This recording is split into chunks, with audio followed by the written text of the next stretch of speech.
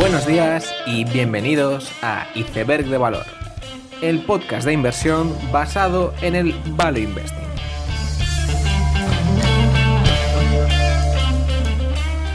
Bienvenidos los seguidores del M&A, de la inversión en Japón y en vinos, bienvenidos a Iceberg de Valor.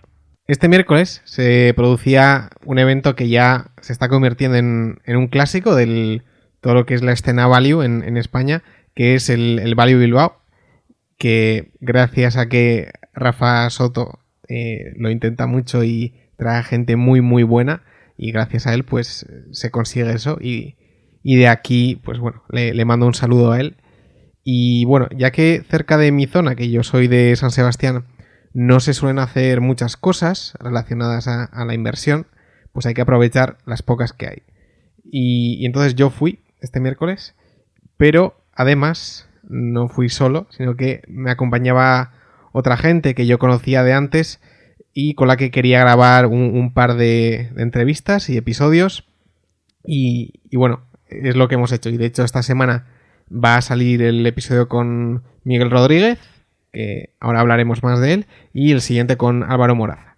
Y querría agradecer a Arit Goirena y a Joaquín Arana por cedernos el aula de la Universidad de Bilbao, el aula del grupo de bolsa, para poder grabar todo esto. Entonces, esta semana el episodio es con Miguel Rodríguez, que bueno, ha hecho un montón de cosas. Desde M&A, gestionar su propia cartera, y luego quizás donde puede ser más conocido es por ser consejero de Koala, la SICAV, ya muy conocida, y además el fondo de Japón, que se ha hecho muy famoso, merecidamente.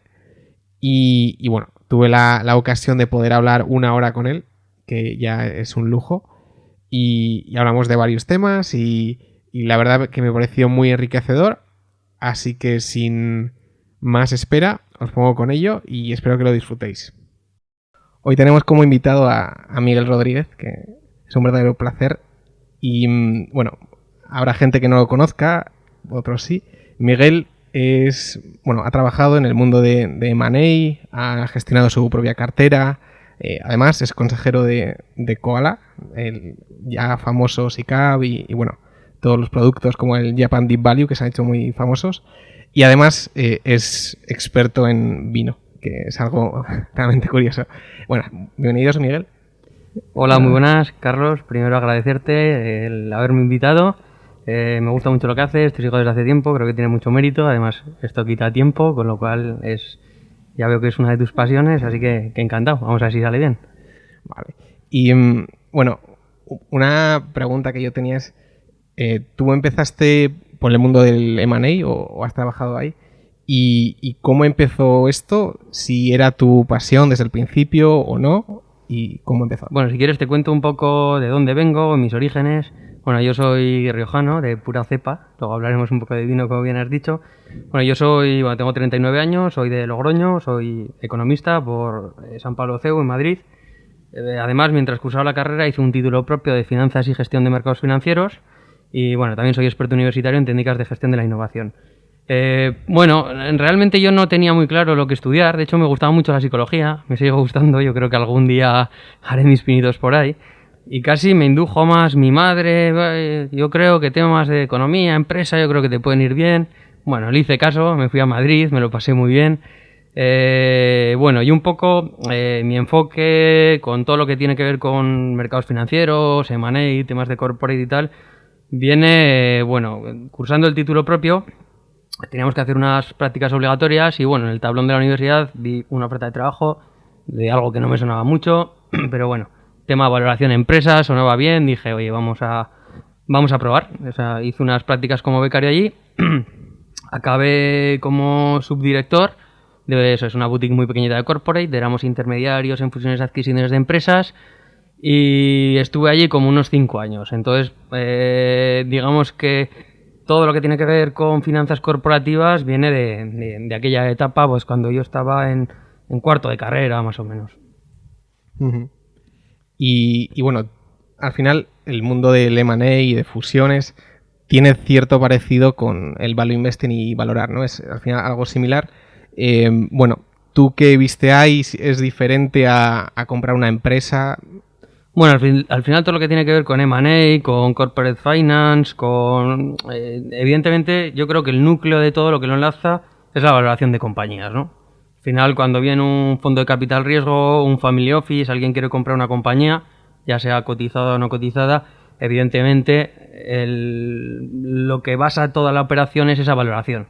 O sea, al final hay siempre un comprador, un vendedor, y evidentemente al final el vendedor lo que quiere es maximizar su operación, esa venta, y el comprador lo que quiere es comprar lo más barato posible. Ya sea, eso es, una operación de M&A, donde nosotros podemos asesorar bien a un comprador o bien a un vendedor, o si queremos comprar unas acciones que cotizan en bolsa y que lo que queremos hacer es pues comprar unas acciones lo más barato posible para venderlas a un precio más caro. O sea, al final yo creo que la base de todo está en la buena valoración de cualquier compañía.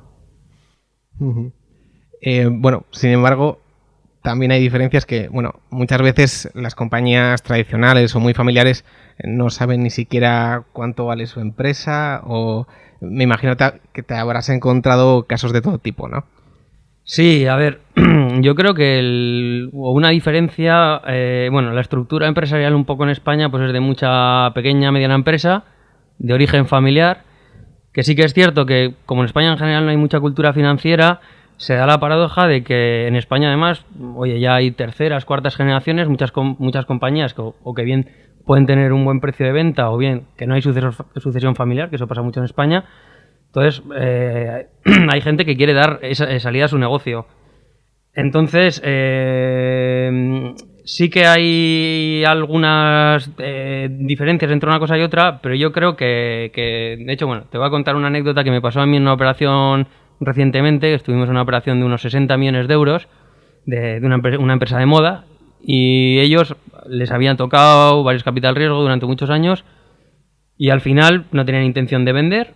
Pero bueno, yo les contactaron conmigo, tengo buena relación con ellos y bueno, ellos me preguntaron, oye, Miguel, estamos teniendo estos ofrecimientos, ¿tú cómo lo ves? Y yo les dije, mira, a mí, evidentemente, yo no vendería vuestra empresa en este momento, porque me parece una empresa que tiene todavía un potencial de crecimiento muy grande, pero sí que me parece muy interesante que os metáis en el proceso porque estoy seguro de que vosotros no sabéis cuánto vale vuestra empresa. Claro, me quedo mirando y me dice, pues la verdad que no, una empresa que va muy bien, que estamos creciendo, pero no tenemos ni idea ni cuánto vale.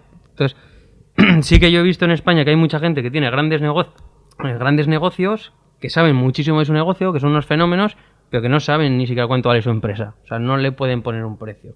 Entonces yo creo que ahí sí que se da una muy buena oportunidad en general para que esos empresarios pongan en valor o una parte de su empresa o la totalidad de la empresa o incluso crecer, porque hay también operaciones corporativas en las que tú puedes ser con tu empresa y puedes tener oportunidades de crecimiento. Uh-huh. Y además, quizás en el mundo de fusiones, etcétera, vuestro rol era más activo que, o sea, más allá de analizar, podéis decir, bueno, pues tenéis que mejorar este proceso y estas eficiencias, o no. Sí, a ver, básicamente, o sea, todos los temas de M&A en los que yo he trabajado vienen en esa etapa primera o en el proyecto que tenemos ahora. Bueno, nosotros lo que hemos sido es básicamente intermediarios en una fusión o una adquisición, bien en la parte compradora o en la parte vendedora. También, evidentemente, nos hemos metido en temas de reestructuración de compañías. O sea, nosotros tenemos cierta experiencia. Entonces, evidentemente, si nosotros estamos trabajando para un posible vendedor, lo que queremos es maximizar el precio de venta. Con lo cual, si nosotros podemos estar haciendo un trabajo previo para maximizar ese precio, pues evidentemente lo hacemos. Igual que hemos hecho reestructuraciones de deuda, spin-off, ventas parciales de algún tipo de negocio. O sea, al final se trata, es un poco, digamos que todo tiene relación, pero bueno, dentro de cada caso hay que analizar porque hay diferentes estrategias.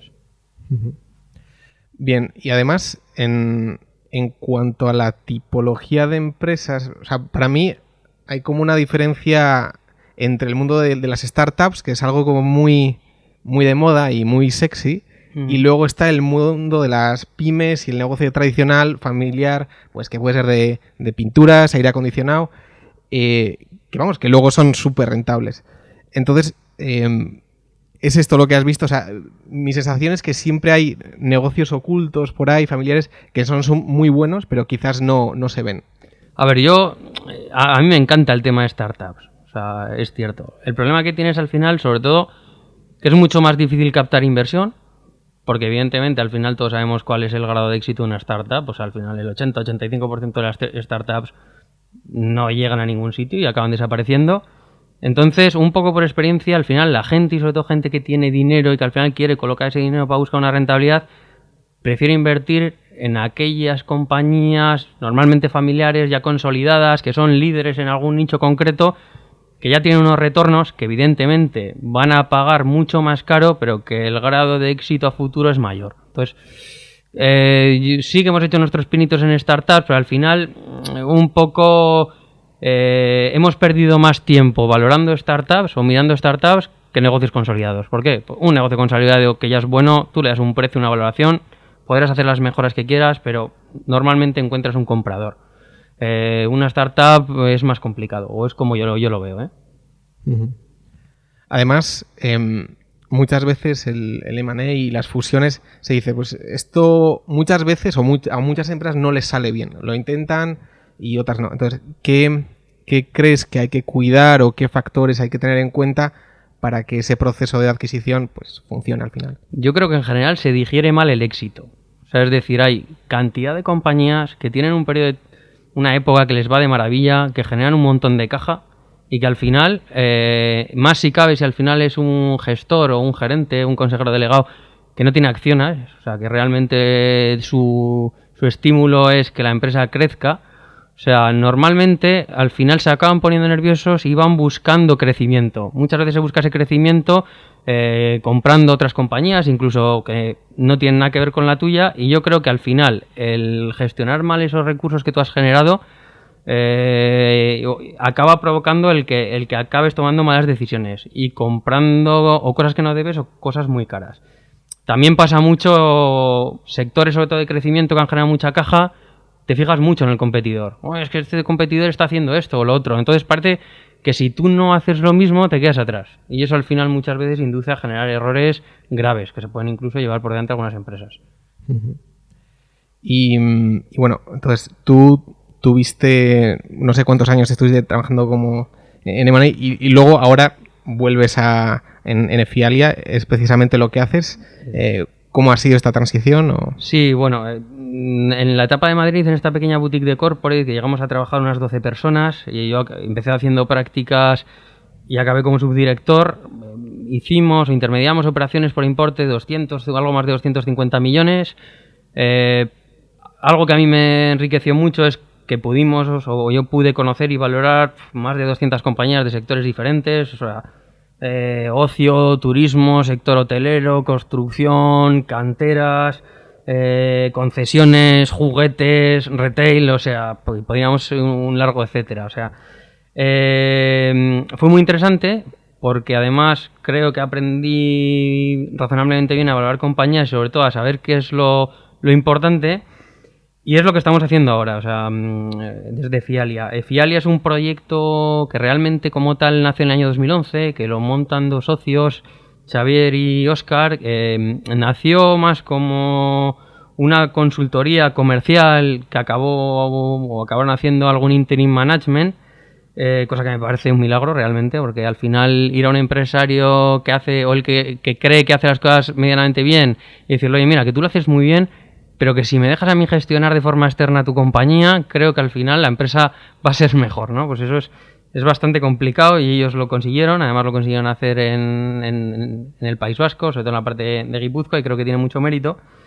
Y ellos lo que vieron es que podían ofrecer más servicios. Entonces el nuevo proyecto de Fialia como tal surge en septiembre del año pasado, o sea, ha hecho ahora un año, donde nos incorporamos Gabriel y yo, dos socios que veníamos más de la gestión, nos gusta mucho invertir en negocios, incluso a nosotros, y nos hemos juntado 4 socios, estamos trabajando ahora 9 personas. Además, hay dos características que a mí me gustan mucho, o sea, cada uno de los socios ya viene de haber hecho o de tener sus propios negocios, ¿no? Pues uno de los, Xavi, gestionando una empresa de transporte, Óscar con una industria del metal y ha hecho algunas cosas más.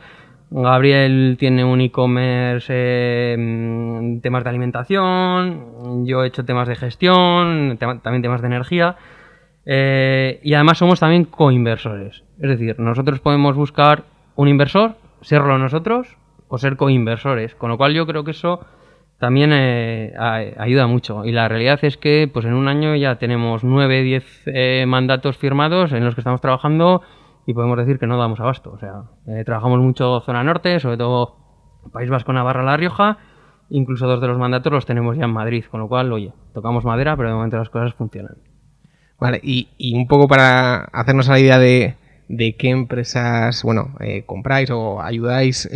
Me comentaste una empresa de pintura o de todo tipo, ¿no? Sí, bueno, al final donde vemos una oportunidad. Sí, ahora recientemente se acaba de cerrar una empresa relacionada con el tema de las pinturas, que además esta es una inversión interna, o sea, la hemos hecho nosotros. Llevamos analizándola acá, pues prácticamente un año, y es una operación que se cerró la semana pasada y donde estamos muy contentos, que además tiene sinergias con algún tema de metal que tenemos también de forma interna, con lo cual, bueno, creemos que las cosas pueden funcionar bien y hemos visto una oportunidad y, bueno, hemos apostado por ello. ¿Y esto cómo se gestiona? O sea, ¿cómo conocéis un negocio, o sea, de pinturas, ¿no? ¿Quién lo diría? Sí, bueno, pues al final esto, bueno, surge por gente que ya te conoce. Lo bueno, como te he comentado, es que al final somos 4 socios que tenemos nuestro bagaje, con lo cual conocemos bastante el mundo de la empresa, conocemos bastante gente, nos surgen oportunidades y como además estamos funcionando bien, pues al final lo que pasa muchas veces es funcionar el boca a boca, ¿no? De hecho, esta empresa concretamente nos llegó relacionada de otra persona con la que ya habíamos trabajado. Con lo cual, bueno, nosotros vimos que había una oportunidad, que tenía sinergias con otro negocio y, bueno, hemos decidido acometer la inversión. Además, en paralelo al mundo del M&A, tú pues siempre gestionaste la cartera familiar y acciones normales, ordinarias. ¿Cómo empezó esto? Vale, te cuento un poco. Esto, bueno, yo estaba empezando segundo de carrera, hice un curso en la Complutense, además con una persona que luego le he perdido la pista y me parece muy interesante, José Luis López Mendo. Este era un crack transmitiendo. Ahí se me quedó grabado. Yo no tenía ni idea, no, yo creo que por entonces no sabía ni lo que era la bolsa. Y el tío además era muy vehemente. Me acuerdo que además su eslogan era: estoy harto de que vengan los inversores extranjeros a llevarse el dinero de las bolsas españolas. Y lleva razón, ¿no? Un poco la cultura que tenemos en España lo que te lleva es a eso, a que al final las perras, los duros se los lleven otros.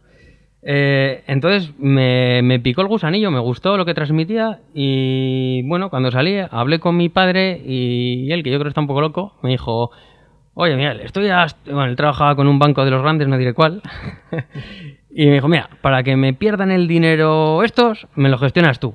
Es lo que me dijo. Yo estoy seguro que dijo: bueno, para que me lo pierdan estos, me lo pierdes tú. No me lo dijo, pero bueno.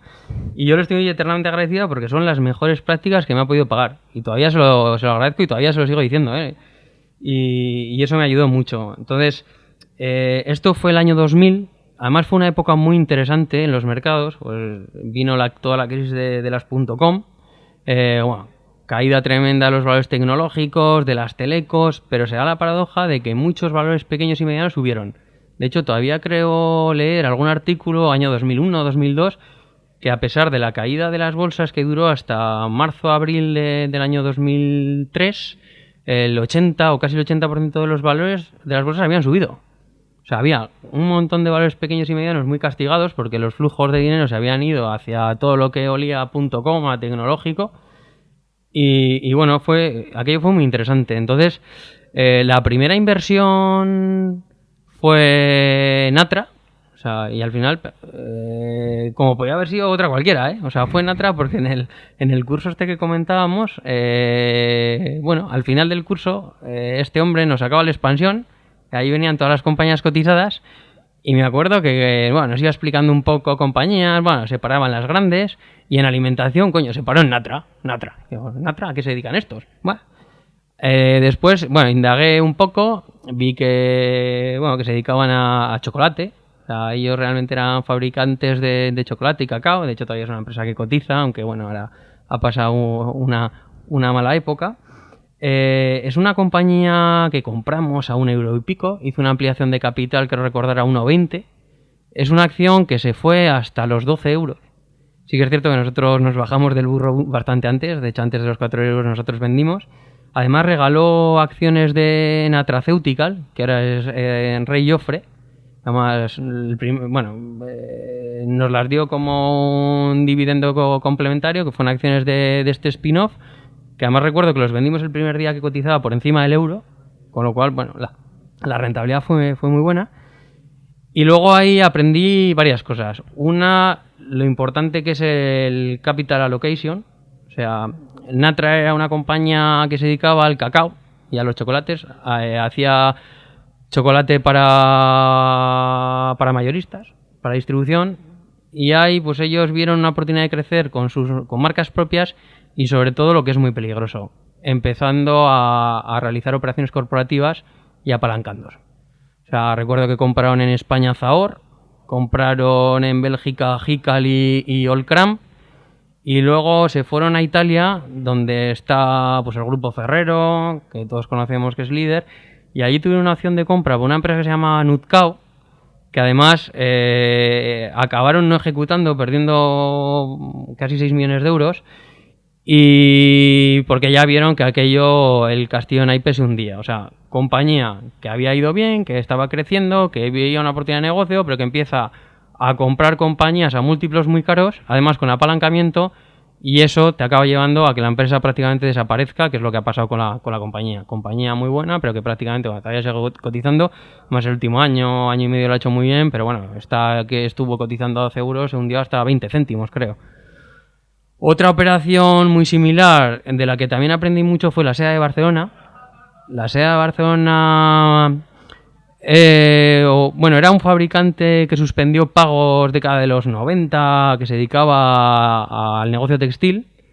Ellos hacían fibra de poliéster y bueno, se dieron cuenta de que evidentemente el textil desaparecía en Occidente, en Europa prácticamente el textil desaparecía, y que tenían que dar un viraje a su negocio y se metieron en hacer botellas de PET para refrescos y todo esto que tuvo mucho crecimiento porque se hacen precisamente con fibra de poliéster. Entonces es el mismo caso, compañía que busca un buen negocio, que empieza a crecer, que empieza a generar caja y se vuelve loco. O sea, esta gente empezó o quisieron ser el líder europeo de PET, porque además el PET, el tipo de envase viaja muy mal, con lo cual había que estar muy cerca de los clientes. Pues compraron bolos en Grecia, compraron en Turquía, en Reino Unido, en Holanda, compraron 7 plantas en Reino Unido, compraron una planta en Cádiz. Al final acabaron apalancados, acabaron suspendiendo pagos y debiendo en una refinanciación de deuda más de 600 millones al Deutsche Bank. O sea, otro caso de precisamente lo que hablábamos antes, ¿no? De los peligros del M&A, de qué hacer con el dinero, del crecimiento y sobre todo del apalancamiento, ¿no? Que es una gran lección. Y otra que recuerdo fue Ercros, química catalana, que siempre he dicho que aquello parece un ministerio. Nosotros compramos a 33, 34 céntimos y acabamos vendiendo cerca del euro.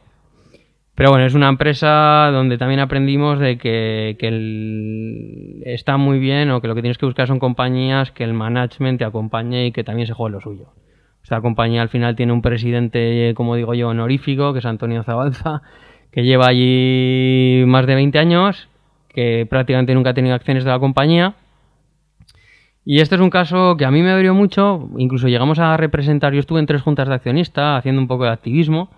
Por entonces, me acuerdo años 2004, 2005, 2006, si no me equivoco. La última más ya no fuimos con acciones propias, que ya no teníamos. Fuimos como representando varios millones de euros de acciones de gente que se había quedado pillada, sobre todo porque el Consejo de Administración preparó una ampliación de capital con un descuento tremendo de alrededor de un 40% que se iba a suscribir, pero ellos pusieron una cláusula de aseguramiento donde había una serie de accionistas, entre ellos Javier Tallada, su socio Arrojo, Banco de Valencia, y sobre todo Joan Hortalá, que era además consejero de Ercros en ese momento, en el que si la ampliación de capital no salía, ellos se llevaban 2 millones de euros, que es lo que acabó pasando. O sea, al final esta gente se llevó 2 millones de euros por asegurar una ampliación de capital que hubiera salido sí o sí. Eso unido a que por entonces Ercros compró derivados forestales a Banco Sabadell, que hicieron una operación en la que pagaron con papelitos, con acciones de la compañía, y no pusieron al final una cláusula para que el Banco Sabadell no vendiera las acciones en un plazo, pues al final digamos que nos cabreó. O sea, al final estos señores compraron derivados forestales, una compañía química y de resinas a unos precios muy elevados, el Banco Sabadell, en cuanto les dieron las acciones, bueno, derivados forestales no cotizaba, con lo cual su inversión no era líquida, y lo que hicieron es en 3 semanas vender todas las acciones a mercado con la consiguiente caída de la acción. Entonces, bueno, sí que es cierto que ahora, bueno, Aircross los últimos tiempos lo ha hecho bien, ha subido, pero bueno, dejó muchos cadáveres por el camino. Luego hicimos muchas otras operaciones, en el mercado de corros, un poco por lo mismo, mercado de corros, mercado pequeño, sin seguimiento de analistas y por entonces compañías muy interesantes. O sea, se me ocurre Cementos Molins, que hicimos operaciones muy interesantes, que hoy cotiza todavía en corros y es una magnífica compañía. Inverfiat, que es una compañía de residencias de ancianos de la mutua de Fiat, que también multiplicó por varias veces. Fersa, que se dedica a las energías renovables. Bueno, y luego alguna otra que no nos fue tan bien, como AISA o cartera hotelera, que podemos comentar. Tenemos por ahí algún rasguño también. Bueno, me imagino que, como todo el mundo, durante estos 10, 15 años irías tomando lecciones, cicatrices, ¿no? Y me imagino que, ya lo has dicho, ¿no? Pero lecciones importantes, cuidado con la deuda, sí, ¿no? Sí, eso. A ver, evidentemente mucho cuidado con el apalancamiento. O sea, ahora lo primero que miro de una compañía, antes casi que es un modelo de negocio, es joder, cuánta deuda tiene. Porque ahí sí que puedes perder mucho dinero. O sea, y por lo que hemos dicho muchas veces, es que siempre, o el ser humano yo creo que es un poco así, nos creemos que el crecimiento es infinito y hasta el cielo. O sea, y eso no es así. O sea, al final todas las compañías tienen ciclos. Entonces, muchas veces las compañías hacen tonterías cuando las cosas van muy bien. O sea, tú has generado mucha caja y tenemos que hacer algo. Bueno, a veces es que lo mejor es no hacer nada. Entonces, mucho peligro con el apalancamiento, con la deuda. Mucho peligro si al final el dinero no se lo juegan contigo. O sea, si al final no hay un accionista de referencia, una familia, cuidado. Al final los intereses muchas veces de un gestor pueden ir en contra del bagaje o de la compañía. Mucho cuidado con enamorarse de las compañías, mucho cuidado. Y luego, bueno, intentar, si se puede, conocer al management, porque, bueno, hay algunos que son muy honrados y otros que lo son menos. Entonces sí, ahí hemos tenido alguna experiencia mejor y alguna otra peor. Pero bueno, sí, son lecciones que hemos ido sacando. Y luego, sobre todo, una lección, hablamos de todos estos valores, de cuando yo compraba Natra o la Seda o Aircross, bueno, podía conocer un poco, indagaba a qué se dedicaban, podías tirarte 4 ratios y 4 valoraciones. Estamos hablando de que yo estaba en segundo o tercero de carrera, o sea, los conocimientos que tenía entonces no son ni parecidos a los que tengo ahora. En muchos casos fuimos muy atrevidos, las cosas no nos salieron mal, también seguramente tuvimos bastantes golpes de suerte, pero yo creo que incluso alguna operación la haríamos hasta por análisis técnico. O sea, ahora se me ponen los pelos de punta. O sea, no hay nada mejor como conocer un negocio, una compañía, intentar valorar a futuro, conocer si la compras a unos múltiplos razonables o a poder ser barata, que evidentemente tenga sus fosos o sus moats, ¿no? Pues si los tiene mejor.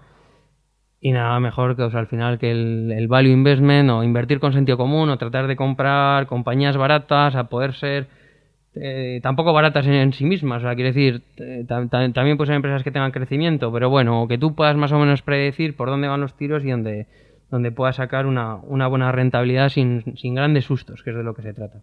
Uh-huh.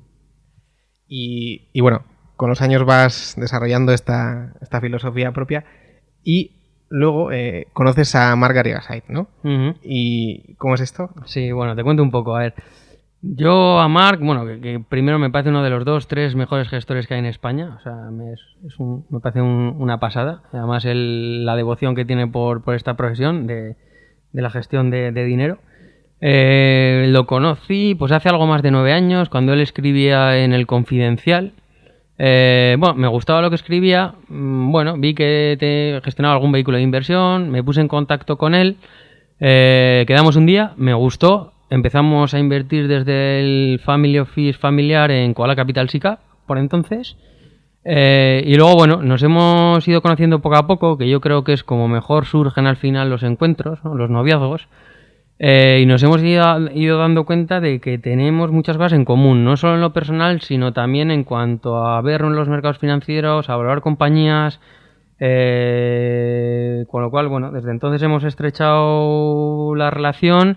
hasta que, bueno, me pidieron ser consejero de la SICAV, de Koala Capital SICAV, que para mí es un honor, eso, que pensaran en mí para ser consejero de la SICAV.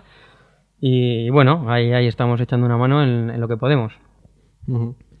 Y como decías, hay cierta conciencia en cómo valoráis y además, más allá de eso, que ya hablaremos, en ciertas pues macro tendencias o ideas generales que apoyéis. ¿Cuáles son? Sí, bueno, un poco el primer lazo de unión importante es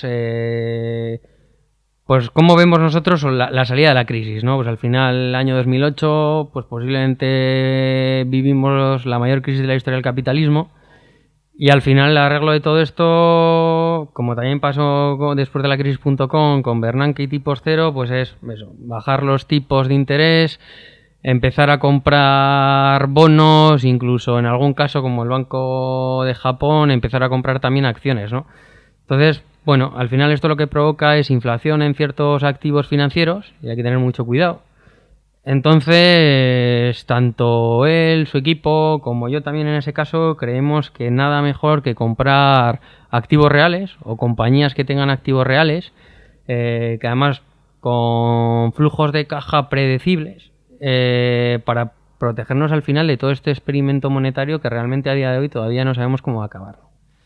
Entonces, ellos en el año 2012 sacan un fondo de inversión, el Panda Agricultura and Water Fund, que es un fondo que tiene mucho que ver con lo que estamos hablando, ¿no? O sea, lo que se busca es, oye, tenemos una megatendencia clarísima, que es, oye, el mundo crece a ritmo de algo más de 200.000 personas diarias. O sea, hoy somos 200.000 personas más que ayer, pero 200.000 menos que mañana. O sea, en el mundo se crean un par de Españas al año. Que lo piensas fríamente y es una barbaridad. Y además es que los países donde más crece o más crecimiento poblacional hay son precisamente países que van teniendo más renta per cápita. O sea, estamos hablando de que China han pasado de vivir en el campo y comer un plato de arroz a vivir en la ciudad, comer proteína, comer 3 veces al día, carne, pescado. Con lo cual realmente tenemos un reto muy importante en alimentar todo lo que viene.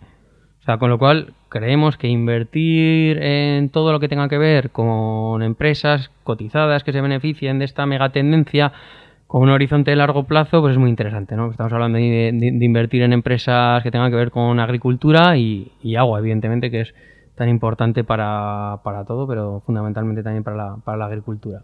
Uh-huh. Y relacionado a ello, en esta búsqueda por activos reales y agricultura, también os encontráis o se encuentra con Japón, ¿no? Que es algo que suena un poco exótico, un poco raro, pero que es un producto, el fondo de Japón, que se ha hecho muy famoso.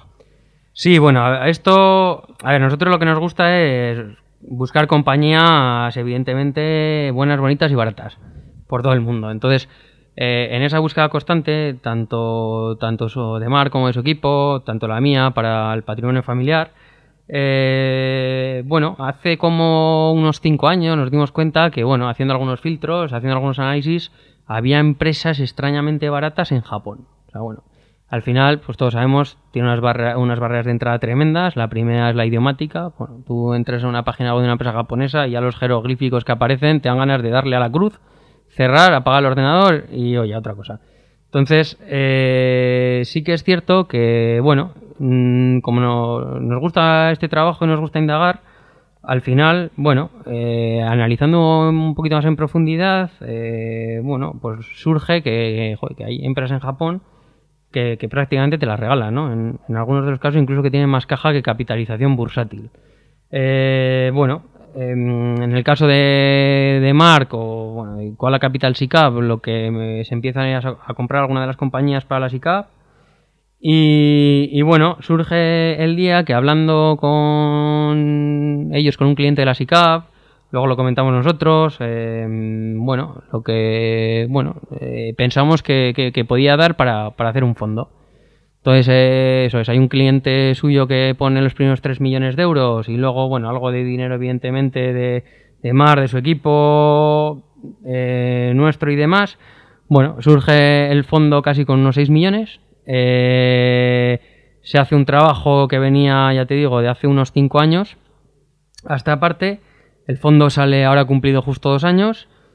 Y yo cuanto más miro Japón, más sorpresas me llevo. O sea, creo que es la oportunidad de nuestra vida. O sea, sinceramente, creo que nunca jamás veremos una oportunidad como esta.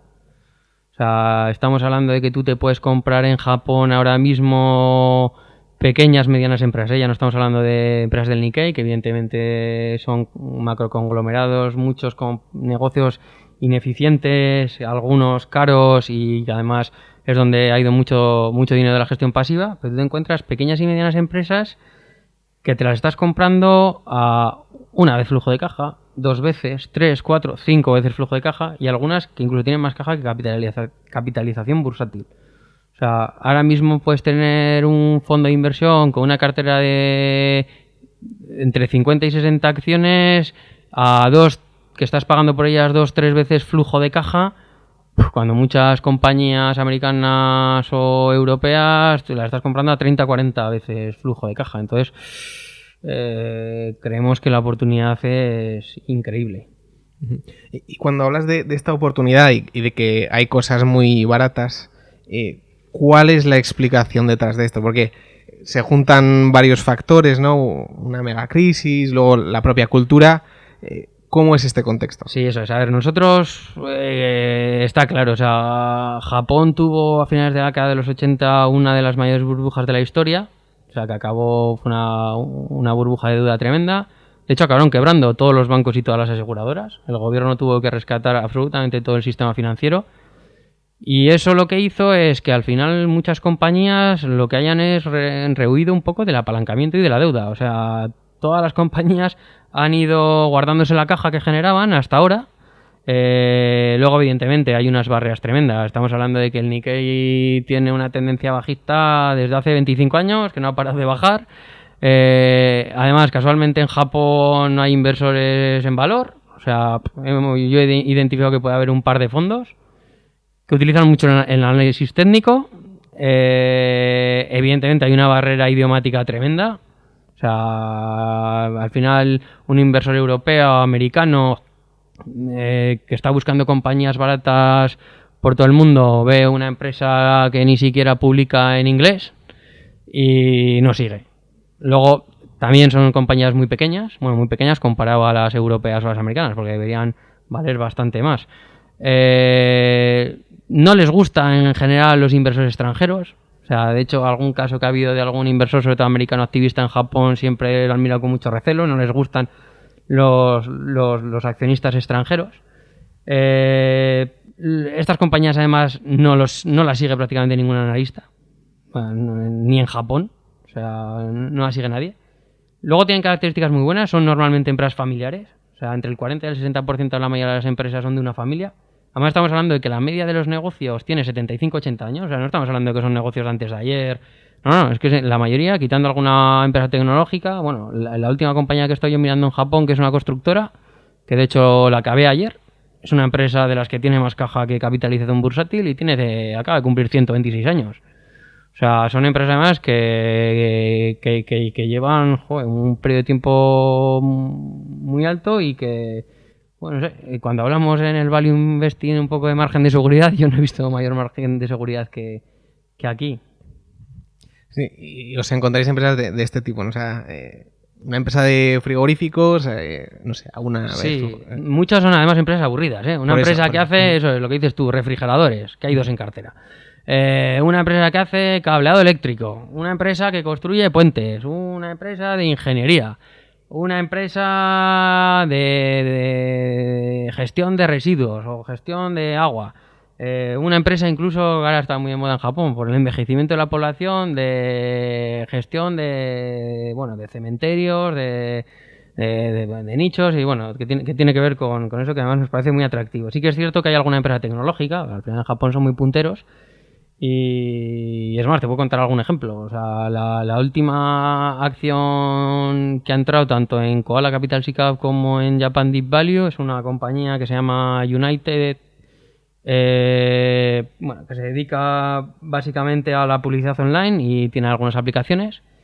Y que, bueno, ha surgido la oportunidad además ahora en julio porque ha habido una OPV, una salida a bolsa de una filial que tenía. Pues esta es una compañía que tiene una capitalización de 580 millones, que tiene 604 millones en caja, hablo de dólares, y tienen holdings, que es algo muy, muy importante en Japón, porque esto es importante que lo contemos. O sea, en Japón además las relaciones cliente-proveedor son muy duraderas, ¿no? Incluso por respeto a tu cliente y tu proveedor, lo normal es que si tú tienes una relación, tengas acciones cruzadas con él, ¿no? Tú eres mi proveedor o mi cliente, pues yo te compro acciones. Entonces, la pata de holdings en Japón es muy importante y evidentemente si son holdings de compañías cotizadas tienen un valor cada día. Con lo cual, pues esta compañía tiene 420, bueno, algo más, porque hoy ha subido un 9% además en la bolsa de Japón, con lo cual será pues eso. Con lo cual, es que esta compañía que capitaliza 580 millones, te la estás comprando con un EV, un valor empresa negativo de unos 440 millones de dólares. Claro, pues es que estamos hablando de cosas que son a la ciencia ficción para los que estamos viendo compañías en Europa, en Estados Unidos, ¿no? Entonces, es un ejemplo muy claro. Se me ocurre algún otro ejemplo de una empresa que ha entrado en cartera también recientemente, que se llama Miyagi, que es una ingeniería. Pues esta es una empresa que capitaliza 172 millones, que tiene en caja 100, en holdings unos 46, con lo cual el EV o el valor de empresa ajustado es de unos 78 millones y tiene un flujo de caja de 60. O sea, es que te las estás comprando a poco más de una vez flujo de caja. Entonces, bueno, estos ejemplos son algunos ejemplos, pero bueno, la cartera un poco va por ahí. O sea, si a mí me dicen hoy en día dónde están las oportunidades que hay en el mundo, pues oye, chico, que me pillen en Japón. O sea, así de claro. De hecho, es donde más dinero tengo yo y mi familia en precisamente en esta temática, que vamos, que es para mí una oportunidad histórica que no volveremos a ver nunca. O sea, se tienen que dar unos condicionantes tan especiales que es imposible que lo volvamos a ver en otra parte del mundo. ¿Y cómo crees que va a acabar esta fiesta o estas valoraciones? Pues yo lo que creo es que como el mundo está podrido de liquidez, o sea, no hay más que liquidez en el mundo, hay gente buscando oportunidades de negocio, pues acabará como todo. Pues habrá flujos, de hecho ya lo hemos visto, hay algunos inversores, sobre todo americanos, que empiezan a fijarse en Japón, ya han comprado alguna compañía. De hecho hay un fondo, una de las primeras posiciones en cartera, que además desde que se creó el fondo ha bajado algo, y es una empresa de las que también tiene más caja que capitalización bursátil, pero sí que es cierto que han empeorado un poco los números, que es Tohoku Shinsa, que es una empresa de medios, de comunicación, televisión, hace películas y tal. Uno de los máximos accionistas es un hedge fund de California que se llama Dalton, que tiene un 10,20% de la compañía. Entonces, bueno, ya empezamos a ver que hay sobre todo inversores americanos que empiezan a poner en el punto de mira a estas empresas. Y creo que pasará también en Europa. O sea, empezamos también a ver algún inversor value que está mirando Japón. Sí que es cierto que estamos hablando que al final son compañías muy pequeñas. Con lo cual, bueno, pues habrá inversores que puedan comprar algunas o no y otros que no, por evidentemente tener fondos muy grandes. Pero, vamos, yo tengo muy claro que al final el mundo está inundado de liquidez y que no hay empresas más baratas que estas. Con lo cual, quiero pensar que al final esos flujos acabarán yendo allí. Luego, bueno, hay también yo creo que otros posibles catalizadoras, ¿no? Empieza a incrementarse la recompra de acciones en Japón, cosa que hasta hace poco era inexistente. Alguna empieza a incrementar el dividendo. Veremos. Un poco también el Abenomics, que se ha quedado la gente en, oye, tipos cero, somos los primeros que ponemos los tipos en cero, negativo, y compramos bonos, incluso acciones, ¿no? Son los adelantados de la clase en este experimento. Está también impulsando, y se dice menos, el que mejoren el gobierno corporativo, el que muevan ese dinero, que hagan algo con ese dinero. O sea, al final yo creo que en los próximos 5 años, yo creo que en Japón pueden ser muy interesantes. Uh-huh. Y, o sea, para acabar con Japón, ¿algún inconveniente de Japón? Bueno, inconveniente es que todo es relativo. O sea, cuando me dices que puedo comprar acciones de tu compañía y te la compro teniendo más caja que capitalización un bursátil, es que se me pasa cualquier miedo. O sea, pues evidentemente es un país lejano. Lo que hablamos antes, es un país con el que o no ven bien al inversor extranjero. Bueno, es difícil hablar con el management. O sea, ayer que Mark estuvo en un evento en Valencia, lo estuve siguiendo en el streaming, él hablaba, ¿no?, de que este verano, que además han incorporado en el equipo a 2 analistas japoneses, bueno, se han intentado poner en contacto con algunas compañías y en general han sido bastante recelosos. Sí que hay alguna compañía que les ha contestado y eso, bueno, que el que les contactaba era un japonés en su idioma, o las llamadas telefónicas eran en su idioma, en japonés. Y bueno, de hecho, bueno, hay alguna compañía, Token, por ejemplo, es una compañía que está en cartera, o directamente ha dicho, no hablamos con inversores extranjeros. O sea, tal cual. Entonces, bueno, ahí sí que tenemos una barrera que, bueno, que puede ser malo, bueno, igual también en esa está bueno, ¿no? Que al final te centras en lo importante y lo importante es, bueno, estoy comprando compañías regaladas o muy baratas y bueno, y al final lo demás pues es un poco ruido. Que nos gustaría tener un poco más de contacto con ellos, obvio. Pero bueno, oye, tampoco pasa nada si no tenemos contacto con ellos y como hablábamos de United, es una compañía que la estoy comprando con un EV negativo de 440 millones de dólares. Bueno, pues oye, si es que me la estás regalando. Entonces, un poco contando la historia de Japón, se ven dos ideas centrales en la valoración, que es el flujo de caja libre y, por otro lado, activos reales o acciones que tengan activos reales. En la valoración, ¿qué es lo que soléis mirar o qué es lo que buscas? Vale, en todo este proceso, o en un proceso mío personal, de empezar en todo esto teniendo muy poco conocimiento, comprando casi acciones al tuntún, pues evidentemente perfeccionas y ves un poco por dónde va esto, lees mucho, que también es muy importante, a todos nos gusta leer bastante. A ver, para nosotros, o para mí es fundamental al final, evidentemente, utilizar los flujos de caja. Antes hablábamos del M&A, a mí me hace mucha gracia todo el tema de M&A porque utilizan mucho los EBITDAs. O sea, tantas veces EBITDA, y esta empresa se ha comprado a este múltiplo, entonces está por... Bueno, al final, como dice un amigo mío también empresario e inversor, del sector del calzado, dice ya, pero a mí cuánto me queda al final de cada año, o sea, cuánto de tocar, y eso es, al final yo creo que lo más importante es los flujos de caja, o sea, calcular evidentemente, para mí el múltiplo más importante es el EV, el valor de empresa partido por el flujo de caja, o sea, cuántas veces estás pagando el flujo de caja de la compañía, y además el calcular el EV o el Enterprise Value es muy claro. O sea, al final tú coges el market cap, la capitalización bursátil, le restas evidentemente la caja, le sumas la deuda. Para mí es muy importante también sumar los leasings, que la mayoría de la gente no los hace. Ahora, el próximo año ya con el cambio de contabilidad, los leasing van a aflorar. O sea, al final los leasing es una forma de esconder deuda. Entonces, bueno, yo los cuento. Yo tengo unos compromisos de leasing de varios años. Oye, es un compromiso de pago que yo tengo, para mí es una deuda. Luego, evidentemente, también tienes que tener en cuenta preferentes, minoritarios. Luego, si hay un déficit de planes de pensiones, que eso, por ejemplo, pasa mucho en Japón. En Japón retienen una parte del dinero de la compañía. Bueno, realmente es dinero de los empleados, de sus pensiones. Y luego, evidentemente, ver si hay algún otro activo. Normalmente, pues lo que hablamos en Japón, los holdings, ¿no? Los holdings nosotros los consideramos como si fuera un efectivo liquidable hoy. Entonces, calculas ese EV ajustado y luego, evidentemente, calculas el flujo de caja, ¿no? Y bueno, tratas de hacer ajustes, normalizar. Bueno, entonces es muy importante el olvidarnos un poco, no sé, yo oigo hablar mucho de los PERs, el PER para arriba, PER para abajo. Al final ya sabemos que el beneficio es muy manipulable. Vamos a hablar de flujos de caja, que yo creo que es más interesante. Y luego, evidentemente, algo que cada vez le damos más importancia es al ROIC, o sea, el retorno sobre el capital invertido. O sea, ¿cuántas veces no hemos visto compañías aparentemente caras, pero que son máquinas de generar flujo de caja y que reinvirtiendo muy bien ese flujo de caja acaban generando un valor para el accionista tremendo?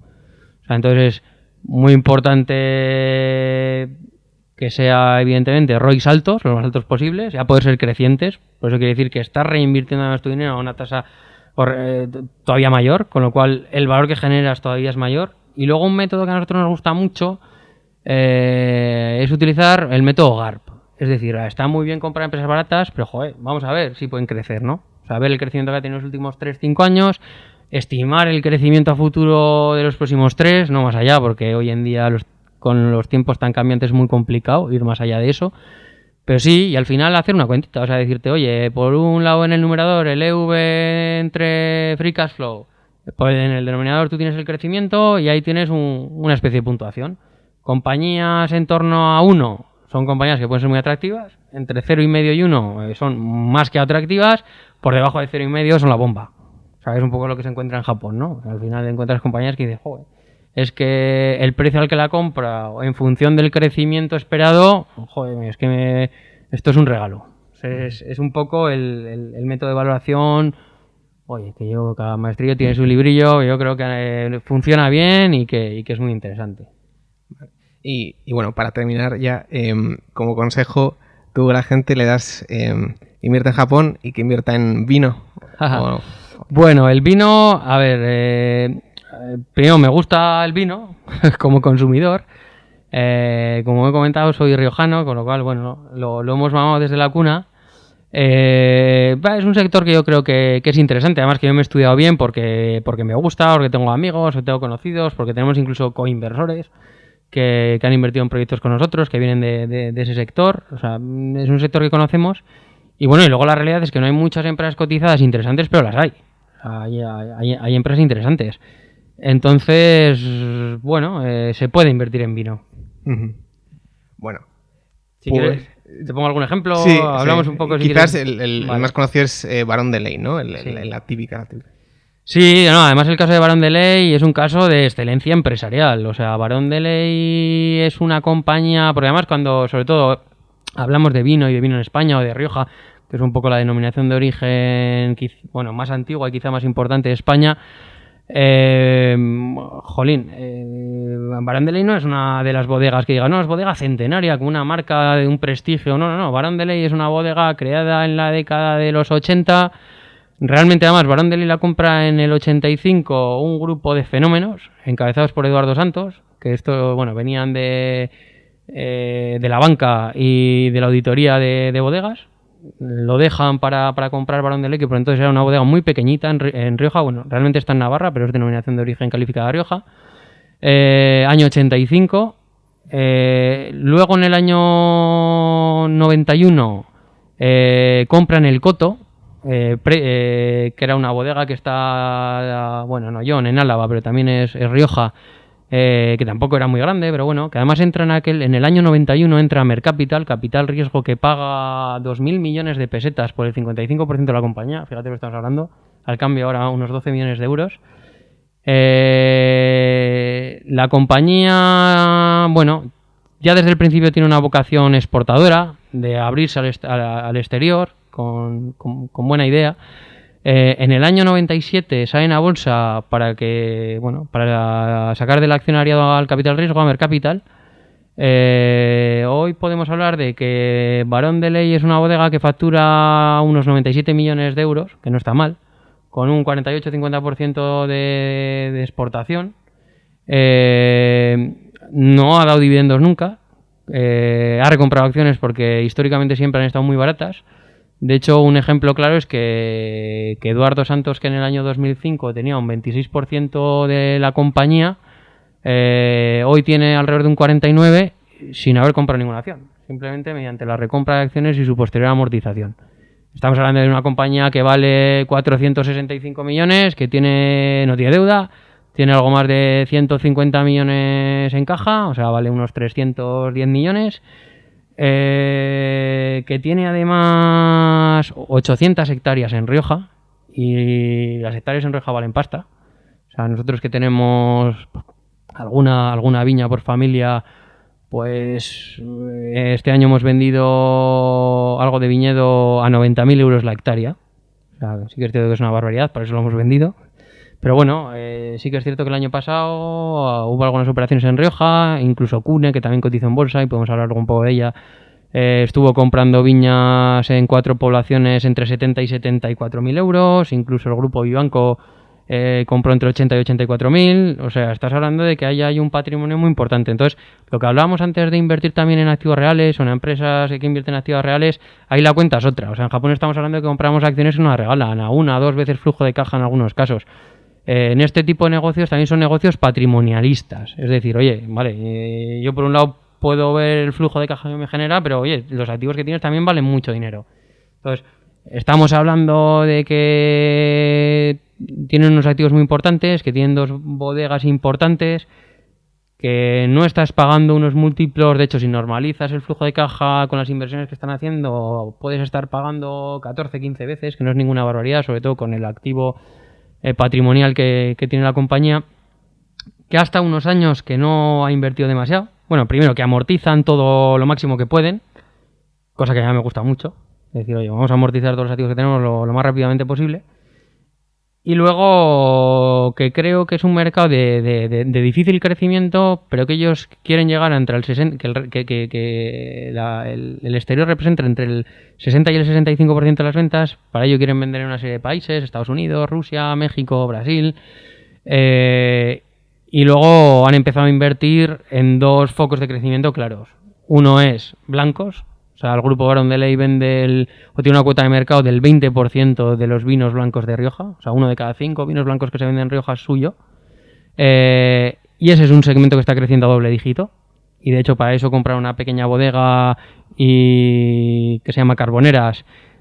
Y la han ampliado. Ahí tienen ahora 80 hectáreas de viñedo y van a ampliar hasta 150. Han sacado 3 blancos nuevos, con lo cual están creciendo ahí en un segmento que ya está creciendo a doble dígito. Y luego, por otro lado, han duplicado la bodega Barondeley, que Barondeley, el 75-80% de las ventas que tiene, está en el segmento de reservas y grandes reservas, que son vinos de más valor añadido, donde tienes mayor margen y donde ganas más dinero. Entonces, ellos, que la bodega en general, sobre todo por la parte del coto, estarán vendiendo entre el 55 y el 60% de crianzas. Realmente los focos de crecimiento están por un lado en las reservas y grandes reservas, y ahí es donde han hecho una inversión, y en blancos, y es donde han hecho otra. Con lo cual, creo que es que además son muy inteligentes. Y aparte estás hablando de la bodega cotizada con mayores márgenes posiblemente del mundo. Estás hablando de una compañía que tiene un margen de EBITDA sobre venta de un 33%, que no lo encuentras en otra compañía. O sea, hablando un poco del sector, en el sector vitivinícola hay muchas compañías cotizadas de muchos países: Argentina, Chile, en California, Estados Unidos, australianas, en Nueva Zelanda, asiáticas, pero la mayoría tiene mucha deuda y no son tan buenas. O sea, hay casos muy concretos y puntuales. Otro caso de bodega excelente era otra bodega de Rioja, Cune, pero que hace 2 años y medio la excluyeron, por desgracia, a unos múltiplos además de risa. Y además una bodega que conozco bien, porque nosotros en el Family Office familiar teníamos acciones y nos las quedamos.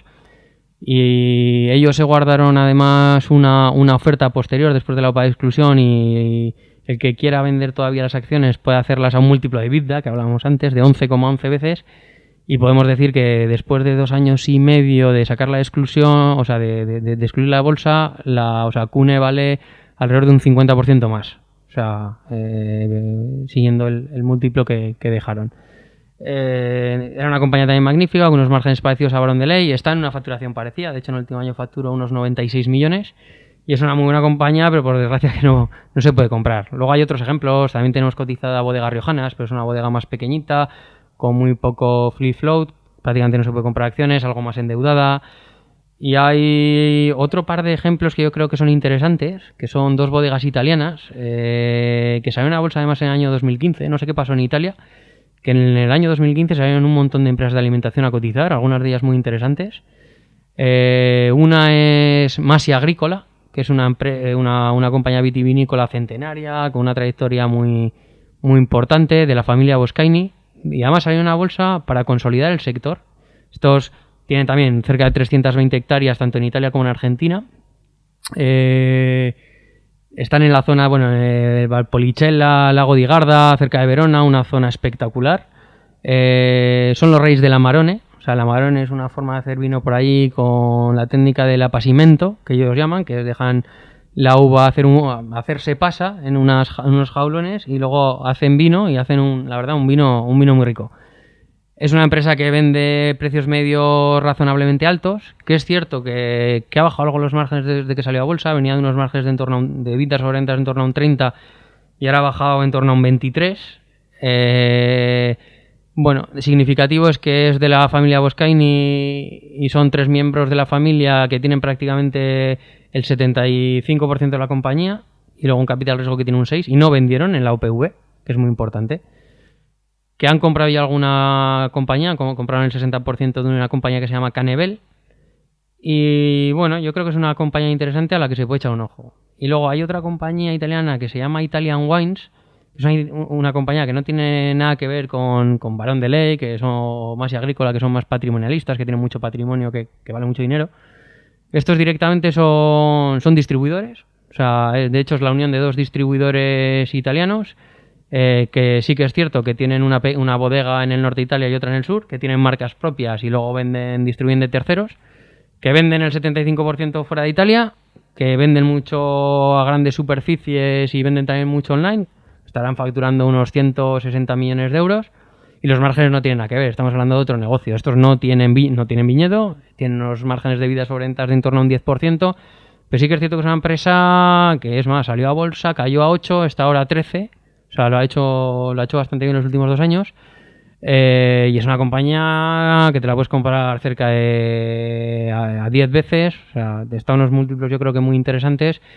Que es cierto que les está costando crecer. Bueno, y además es una de las compañías que está también en el Pan de Agricultura en Waterfund y también lo tiene Iván Martín en el Magallanes Microcaps. Que tiene además algunas empresas italianas de alimentación interesantes. Y bueno, y es un poco, y hasta ahí puedo leer. O sea, el mundo del vino es interesante, pero en lo que son bodegas cotizadas, yo creo que por ahí pueden ir los tiros. Luego hay otros sectores que tienen que ver con el vino que han ido espectacular. Industria del vidrio, ¿no? Vidrala, un pepino. Corticeira, Morín, ¿no? Los corchos, un pepino. Compañías además de las que has visto muchas veces, que has podido tener en cartera, que las has vendido dejándote ganar un montón de dinero, que siempre las ves y dices, joder, siempre está cara, siempre está cara, pero madre mía. Hay cierto moat, son empresas interesantes. Pero bueno, lo que es vino, bueno, pues hasta ahí puedo leer. Bueno, Miguel, hemos hablado de vino, de Japón, de M&A, de valoraciones. Ha sido un placer. Muchas gracias por participar y hasta otra. Igualmente, muchas gracias a vosotros y hasta cuando queráis. Esto ha sido la charla con Miguel Rodríguez. La verdad es que después de un montón de años de inversiones de distinto tipo, como pueden ser la bolsa, M&A, inversión privada, la verdad es que es un placer hablar con él y le agradezco haber estado en el podcast. Espero que os haya gustado tanto como a mí. Podéis darle like en iVoox, en YouTube, escribir algún comentario y nos vemos en el siguiente capítulo. Seguid aprendiendo.